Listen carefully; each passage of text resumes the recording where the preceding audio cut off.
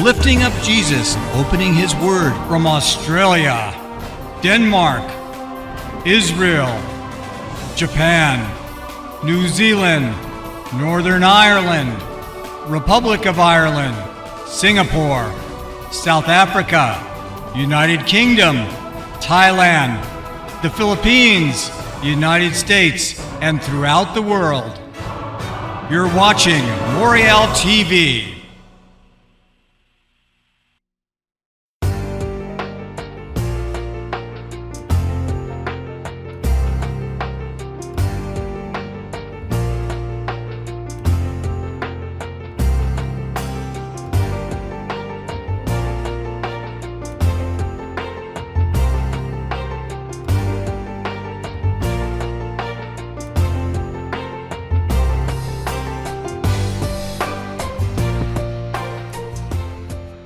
What does the scriptures teach about gambling and Christians, believers in Jesus, being involved in gambling?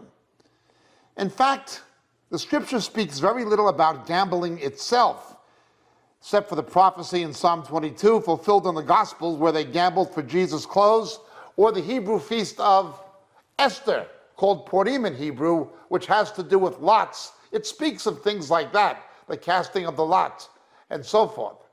But the practice of gambling itself, competitive gambling, wagering, the scriptures do not exactly speak of. What the scriptures do speak of, however, is covetousness, coveting, desiring that which belongs to another. We're not talking here about commerce or trade, or about providing a good or a service in exchange for payment. Neither are we speaking about investment. Scripture does not condemn investment. In fact, in Matthew 25, it is used by Jesus in the Olivet Discourse as an example of faithful stewardship. What we're talking about is wagering, gambling. Thou shalt not covet. We should not desire that which belongs to another. It is a sin.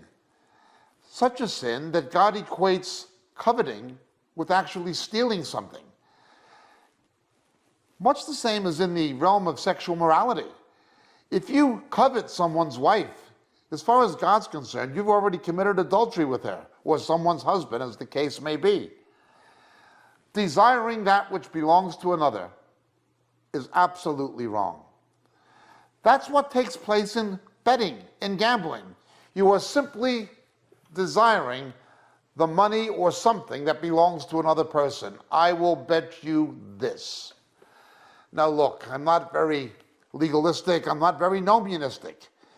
If some children knock on the door and they're selling raffle tickets for cancer research, and Ford Motors has donated an automobile, well, you're not really coveting anything because the automobile was donated and you may be buying the raffle ticket simply to support cancer research without any expectation of winning. I'm prepared to leave a situation like that to the conscience of the individual. If you feel free in the Lord to do it, that's between you and the Lord. If you don't, then you shouldn't. But to actually make a bet desiring money that belongs to another based on anything, a competition, a race, a sport, a whatever, or simply cards or dice or casino gambling, this is sin. Casino gambling is particularly a fool's game because the odds always favor the house in the long run.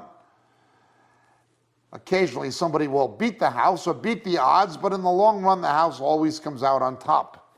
It's a fool's game anyway. Christians should not be involved in it.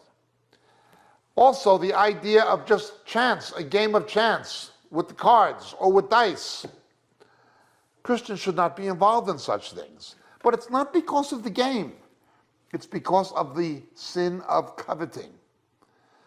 Now, some people will try to argue, saying, well, an investor will look at market trends in commodities or in shares or in currencies. And in order to hedge or protect themselves against inflation or against declining market values, or a corporation that requires certain industrial commodities to manufacture its products, and it wants to speculate about what the price of those commodities is going to be in the future to buy them when they're cheap, so they won't have to raise their prices in the future. These things are necessary for the economy. In fact, major corporations like Westinghouse nearly went bankrupt when they failed to trade properly in the futures market concerning uranium for their nuclear reactors. That's investing.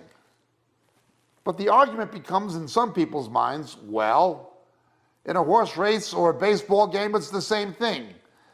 The same as you analyze market forces or economic trends in trading in futures contracts or in the stock exchanges or securities exchanges or the bond market or the currency markets.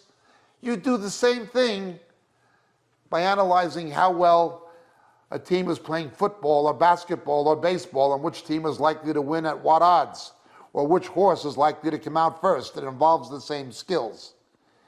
It indeed may involve the same skills, but you're not coveting and investing. You're not desiring to take that which belongs to another. Gambling is absolutely wrong for Christians.